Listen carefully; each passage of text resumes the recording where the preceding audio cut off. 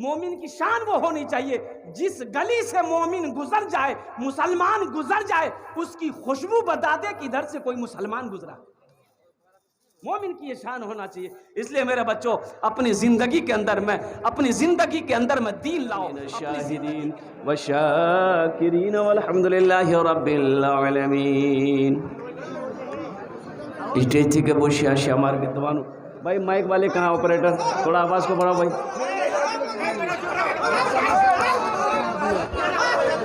अच्छा शांत हो गया।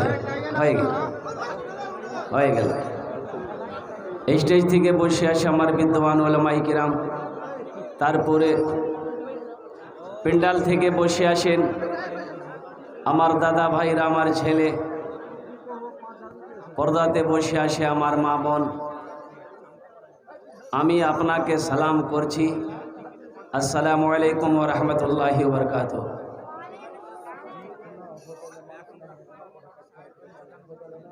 আচ্ছা, আপনারা কিছু লোক আমার সালামের জবাব দিলেন, কিছু লোক কি বললেন আমি বুঝতে পারলাম না। আল্লাহ নবীর ফরমান আছে, যদি তোমাকে কই সালাম করে ওনার সালামের ভালো জবাব দাও। কি এটা ভালো জবাব ছিল নাকি যেটাই আপনি দিলেন? अभी तो सलाम कई किस्म के सलाम हो गए। लोग साइकिल चला के जा रहा है, मुखिया जी बैठे हुए हैं अपने दरवाजे पे, रोड पे साइकिल चला के लोग जा रहा है, देखा हो गया मुखिया जी को, तो वहीं से साइकिल से बोला, मुखिया जी मौलाना बिहारी बोल लेते हैं। हमारे इलाके तो बिहारी बंगालियों के बगल बंगला नहीं बोल पाता। एलोकम बोलवे मुखिया जी, तो मुखिया जी भी बोला, वो क्या बोला समझे में नहीं आया।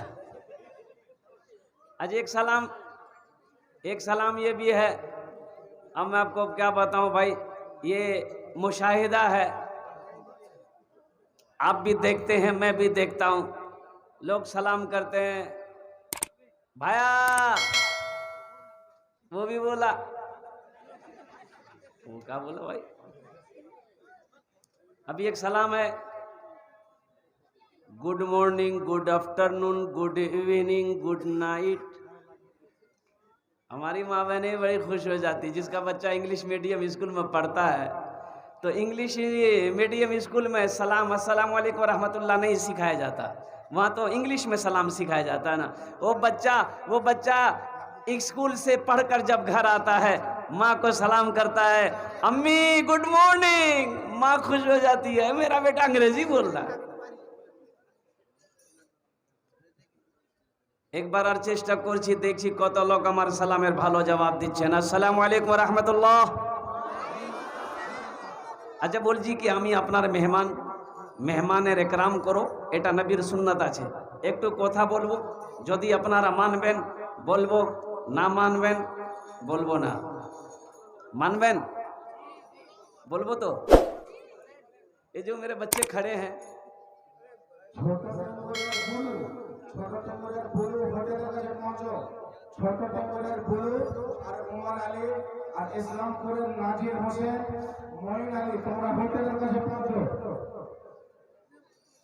ये जितने बच्चे मेरे खड़े हैं, बेटो अगर जगह मिल जाए बैठने का बच्चों तो बैठ जाओ।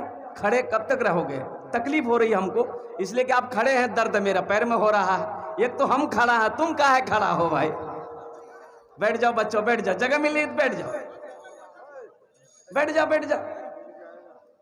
अरे कपड़ा गंदा नहीं होगा, मिट्टी नहीं लगेगी, बैठ जाओ। अल्हम्दुलिल्लाह, वाह वाह वाह। इधर वाले कुर्सी में आयतल कुर्सी वाले लोग बैठे हुए हैं, इनको डिस्टर्ब करना मुनासिब नहीं है। दुआया कलिमात के कुछ अशार है, अगर आपकी इजाजत हो तो मैं सुना दूं।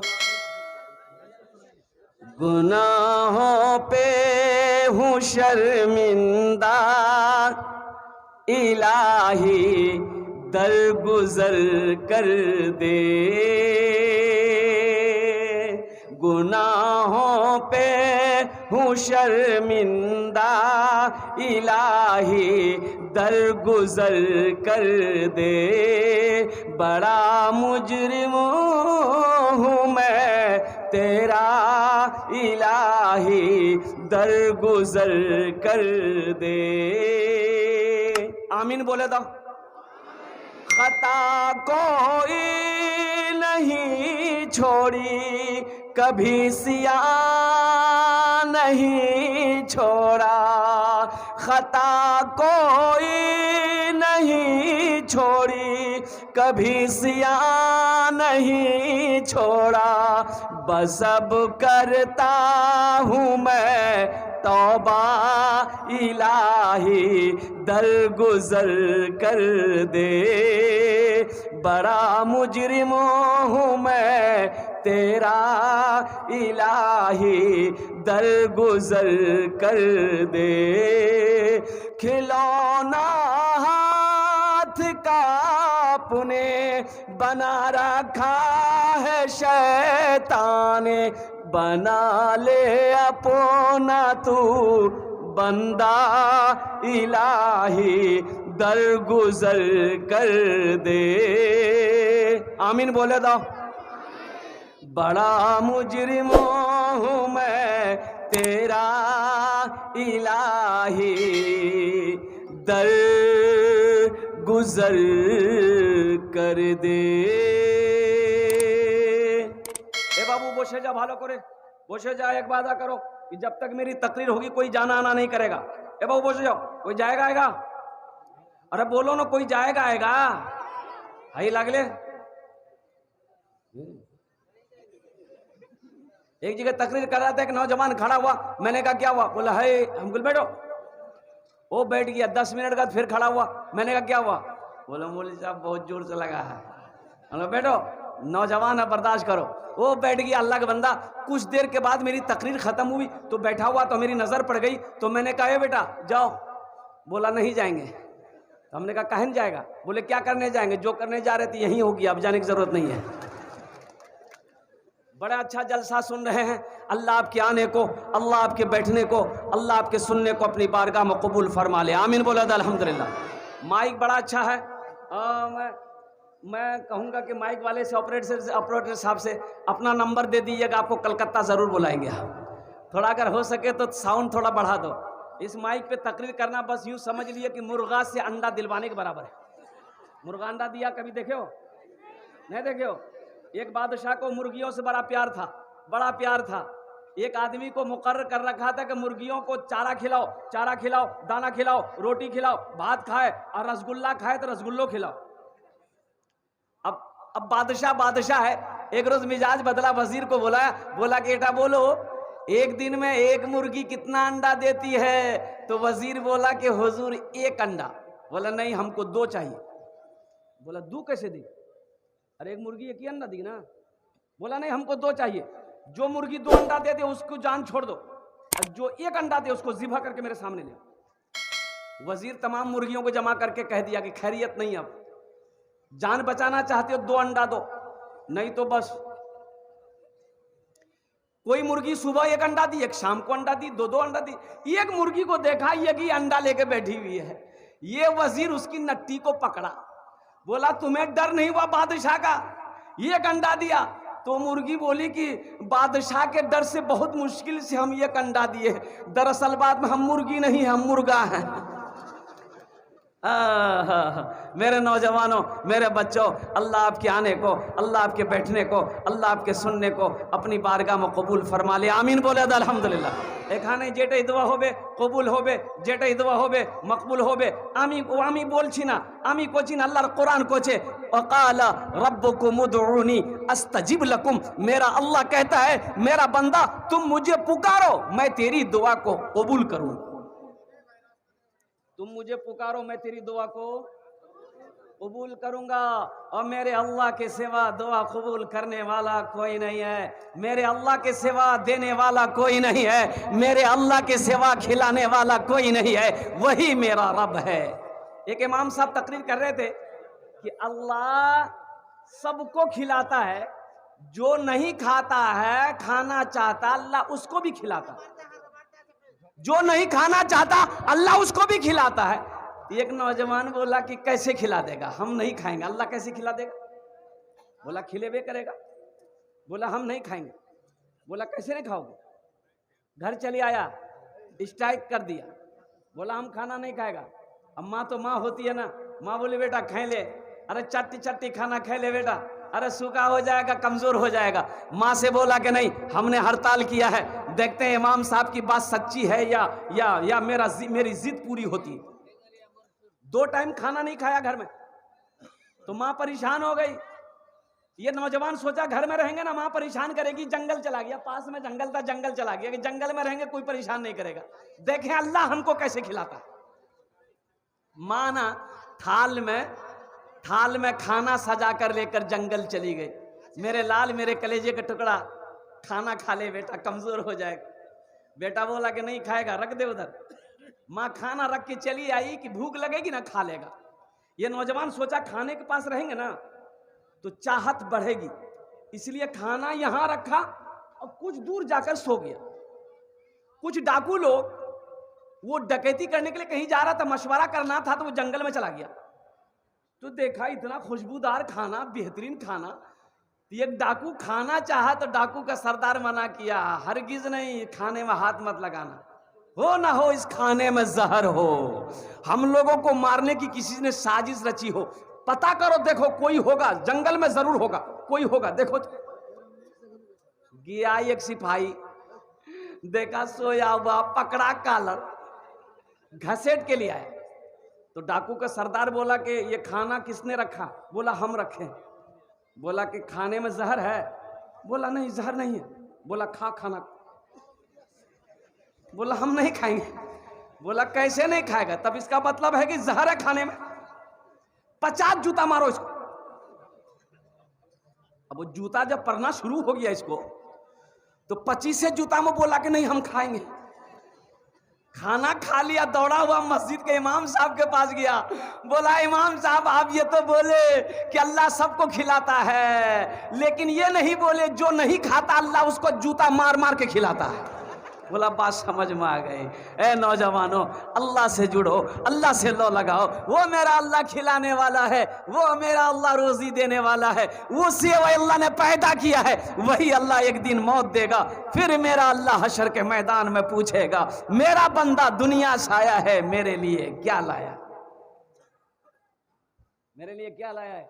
अभी आपने 5 बच्चों के सर पे पगड़ी बांध दी, देखी आपने, इसको कहते हैं जश्न दस्तारे फजीलत, दस्तार बांधी गई। अच्छा मेरे बच्चे पढ़े लिखे नौजवान यहाँ पर बैठे हैं, मेरे बहुत सारे ये सब स्टूडेंट नौजवान हैं। अच्छा ये बात बताओ मेरे बच्चों, कभी तुमने देखा है किसी का बेटा इंजीनियर बना हो, किसी का बेटा डॉक्टर बना हो, किसी का बेटा मास्टर बना हो, किसी का बेटा प्रोफेसर बना हो, किसी का बेटा इंजीनियर बना हो, तो यह जलसा सजाया गया हो और डॉक्टर साहब के सर पे पगड़ी बांधी गई हो? देखे बेटा कभी देखे आप लोग? वकील साहब को, वकील साहब के सर पे, मास्टर साहब के सर पे, इंजीनियर साहब के सर पे, आखिर क्या वजह है भाई? पढ़ा तो वो भी है,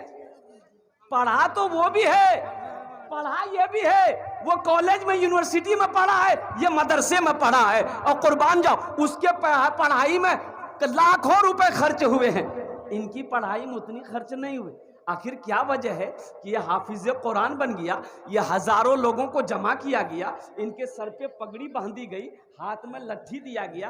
तो बात ये समझ में आई कि कुछ तो वजह है। अरे कोई तो वजह है, कोई वजह है। तो वजह ये है, ये कुरान कहता है, कुरान ये कहता है कि जो मुझसे जुड़ जाता है, जो मुझसे मोहब्बत करने लगता है, जो मुझे सीने से लगा लेता है, जो मुझे अपने सीने में बसा लेता है, हम उसको जमीन की पस्ती से उठाकर आसमान की बुलंदी पे पहुंचा देता है। ये कुरान का जिंदा मौजज़ा है मेरे बच्चों, इसलिए कुरान पढ़ो। अल्लाह के रसूल इरशाद फरमाते, खैरुकुम मन तअल्लमल कुरान व अल्लमहु, तुम में सबसे बेहतर वो है जो कुरान सीखे, दूसरों को सिखाए। इंशाल्लाह कुरान पढ़ोगे, सीखोगे? कितने लोग तैयार? हाथ उठाओ। इंशाल्लाह पक्का वादा करना है। अच्छा कुछ लोग नहीं सीखेंगे। कुरान तुम में सबसे बेहतर वो है जो कुरान सीखे, दूसरों को सिखाए। आज हमारे घर में बरकत नहीं है। क्यों नहीं बरकत है भाई? क्या वजह है? हमने कुरान को पढ़ना छोड़ दिया है, हमने कुरान को तिलावत करना छोड़ दिया है।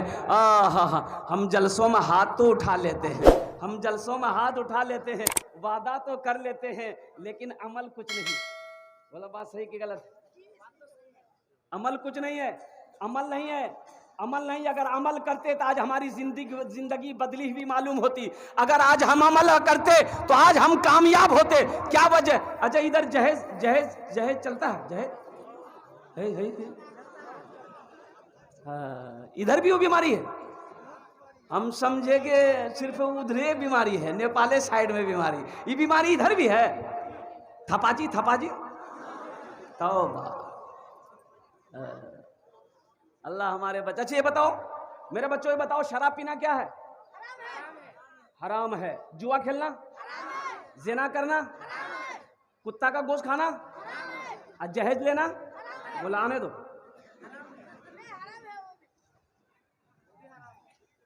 सोचो मांग कर जहेज लेना ही तो हराम है।